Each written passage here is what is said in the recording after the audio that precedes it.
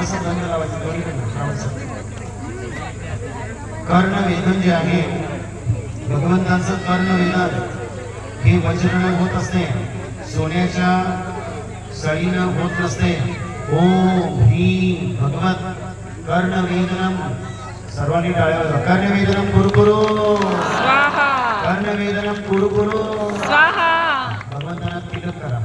ओम ह्रीं पार्श्वनाथ जिनबालकस्य तिलकार्चनं करोमीति स्वाहा करोमीति. स्वाहा. भले पार्श्वनाथ जिनबालक की जय हो. हे जे अभिषेक होत असते, 2 मिनिट बोलू का?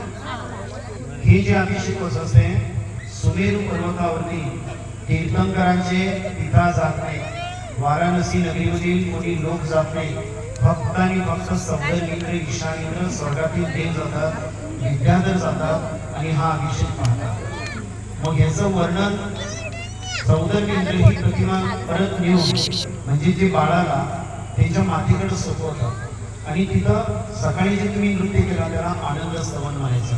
हे स्तवन म्हणून अभिनयातून आम्ही कसं अभिषेक केलो याचं वर्णन सौंदर्य जनतेला सांगत असतात. ठीक आहे, ही विधी आपण सकाळी केलेलं आहे. एक पूर्ण आर्घ्य देऊन इथला विषय सांगणार. सर्वांनी म्हणा. नीरगंध अक्षतानि पुष्पचारु दीजिए, दीप धूप श्रीफलादि अर्घ्य तेज दीजिए. पार्श्वनाथ देव सेव आपकी करूँ सदा, दीजिए निवास मोक्ष भूलिए नहीं कदा. ओम ओम ह्रीं श्री पाण्डुशिलोपरि जिनबालकस्य पार्श्वनाथ बालकस्य पाण्डुशिलोपरि सहस्रादि अष्ट कलशाभिषेकं जलफलादि पूर्णार्घ्यं निरूपयामि.